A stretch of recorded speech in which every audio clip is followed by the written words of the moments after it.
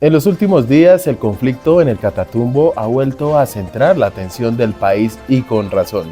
La arremetida del Ejército de Liberación Nacional, ELN, ha alcanzado niveles de violencia inéditos en la región. El presidente Gustavo Petro no tuvo reparos en calificar esta situación como un fracaso de la nación. A pocas semanas de haber sido considerado un grupo militarmente débil, el ELN ha demostrado una sorprendente capacidad de reorganización y expansión, dejando a su paso un rastro de muerte, desplazamientos forzados y un aumento alarmante de la violencia. La crisis que se viene en esta zona fronteriza con Venezuela está tocando cada vez más colombianos. La situación es grave y el gobierno acaba de declarar el estado de conmoción interior y emergencia económica para tratar de mitigar el impacto en la población civil. El presidente Petro, visiblemente preocupado por la magnitud de lo que está ocurriendo, expresó que no tiene claridad sobre la cantidad exacta de víctimas que ha dejado el conflicto. Todavía no sabemos cuántas personas han muerto, aseguró, refiriéndose a la dificultad de acceso a las zonas más afectadas.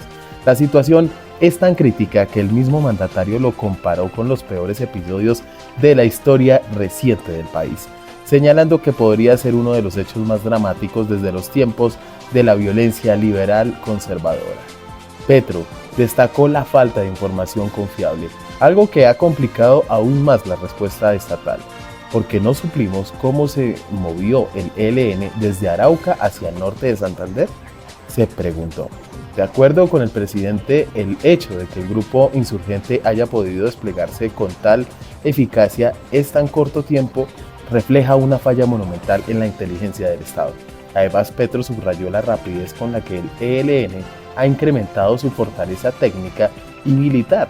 Solo hace unos meses este grupo estaba en sus horas más bajas, pero hoy se presenta como una fuerza militar organizada. ¿Cómo es posible que una organización tan debilitada hace tan poco tiempo haya logrado saltar a este nivel?, cuestionó el mandatario. La violencia que se vive en el Catatumbo no solo se limita a enfrentamientos armados. La población civil se encuentra atrapada entre las balas, desplazándose forzadamente, enfrentando una crisis humanitaria sin precedentes. Según informes de organizaciones internacionales, más de 100.000 personas han sido afectadas por el conflicto solo en los últimos meses. La situación es aún más compleja debido a la difícil geografía de la región, que dificulta el acceso de las autoridades y organizaciones humanitarias. La comunidad internacional, particularmente las Naciones Unidas, ha mostrado su preocupación por la escalada de violencia en el Catatumbo. La ONU ha emitido varias alertas sobre las violaciones a los derechos humanos en la zona, instando al gobierno colombiano a tomar medidas urgentes para proteger a la población civil. El Catatumbo se ha convertido en un escenario de guerra no solo para las Fuerzas Armadas colombianas, sino también para los grupos armados ilegales que luchan por el control de las rutas del narcotráfico y otras actividades ilícitas en la región. Y es aquí donde debemos hacer una reflexión profunda. ¿Hasta cuándo vamos a permitir que grupos terroristas como el ELN sigan atacando a nuestra población sin consecuencias? No podemos seguir dándoles garantías a células criminales que solo se han empecinado en atormentar a la ciudadanía. Los colombianos merecen vivir en paz y el Estado tiene la responsabilidad de garantizar esa paz. Sin embargo, este conflicto pone de manifiesto los enormes desafíos que enfrenta el gobierno para controlar zonas estratégicas del país, especialmente aquellas que han sido históricamente abandonadas por el poder central. Este es un momento decisivo para el futuro de Colombia. La historia nos ha mostrado que la violencia solo engendra más violencia y que los fracasos del pasado solo nos sirven como lecciones de lo que no debemos repetir. No podemos seguir siendo espectadores mientras que el país se desangra.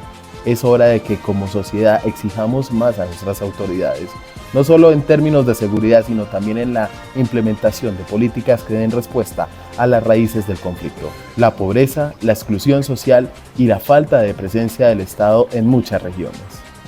El Catatumbo no es solo una región olvidada del país, es un espejo de lo que sucede cuando el Estado pierde el control de su territorio y permite que las mafias y los grupos ilegales se fortalezcan.